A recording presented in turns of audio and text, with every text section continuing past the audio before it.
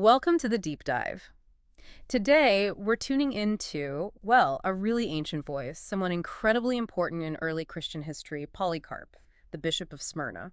That's right. We're going deep into his epistle to the Philippians and also looking at the historical context around him. So, our mission today is to unpack what this specific letter tells us about, faith, community, leadership, especially during tough times, and maybe why his words still resonate. Definitely. And just to set the scene a bit, Polycarp, he lived around, say, 69 to 155 AD. The key thing is he's seen as this direct link back to the apostles. A direct link. Yeah, specifically, he was a disciple of John.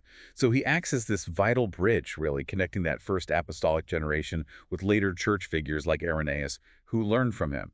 It makes his viewpoint pretty special. Okay, right. So let's get into the letter itself then. It's striking how rare it is, isn't it? Oh, incredibly. I mean, this epistle to the Philippians, it's not just one he happened to write down, it's apparently the only letter of his that survived. Exactly, out of potentially many. And it's one of just a few documents we actually have from that immediate post-apostolic period. It's like a window. A rare window. So what's the core message he's trying to get across in it? Well, fundamentally, it's about resilience, endurance. He's really urging the Philippians to persevere in their faith amidst persecution and trials. Right, easy to say, maybe. Well, he puts it quite powerfully. He says, if we suffer for his name's sake, let us glorify him. This wasn't just, theological pondering. It was practical advice for people facing real danger for their beliefs. And that practicality comes through, doesn't it? That's where I think it gets really interesting, the practical instruction. Absolutely. He doesn't just stay high level. No, he talks about specific virtues like serving God with fear and truth, staying away from vain, empty talk. And he hits hard on the love of money, calling it the root of all evils. Classic warning. And what's fascinating is how he tailors advice for different people in the church, wives, widows, deacons, young men, even the presbyters, the elders. Right, he's getting into the nitty-gritty of community life. Exactly. Emphasizing things like purity, compassion, not slandering each other. It shows a leader really involved in the day-to-day. And tied into that daily life is this element of, well, critical thinking, you could say.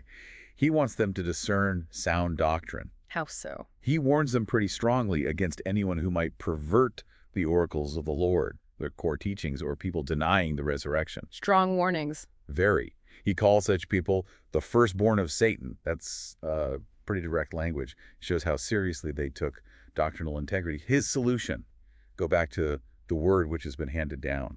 Stick to the foundations. So, okay, you have these warnings, this call for sound doctrine. How does that mesh with how people should actually treat each other day to day? It comes down to forgiveness and mercy. He explicitly brings up the Lord's teaching from the Gospels.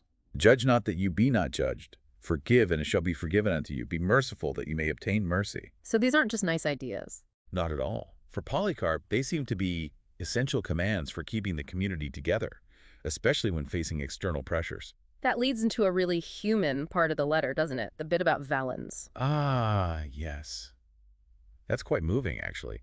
He expresses real sadness about Valens, who was once a presbyter, saying he didn't understand the position he held. He messed up somehow. Seems so. But look at Polycarp's instruction. It's not kick him out.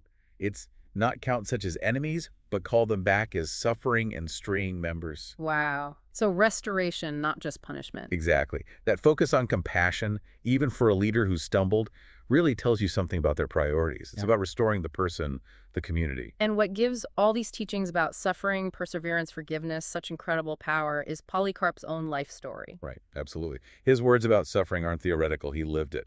He was martyred himself around 155 AD. And his final words are just unforgettable when they told him to renounce Christ. He said, 86 years I have served him, and he has done me no wrong.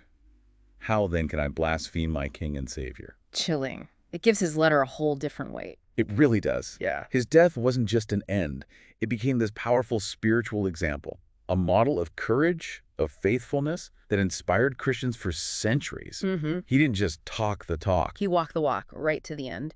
So this one letter we have, it's just packed with wisdom, isn't it? A real snapshot of a tough time. It truly is. An incredible legacy from just one surviving document. Yeah.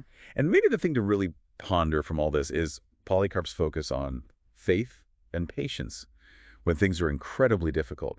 He reminds his readers, and us, that we all face a kind of judgment, the judgment seat of Christ, where each must give an account of himself, as the letter says. What do you think? It does. It pushes us to ask, maybe, what does it take for us to stand firm in our own convictions today? What values are you willing to endure pressure for, or even suffer for? That's definitely something to reflect on. We hope this deep dive into Polycarp's letter has given you some food for thought. Thanks for joining us.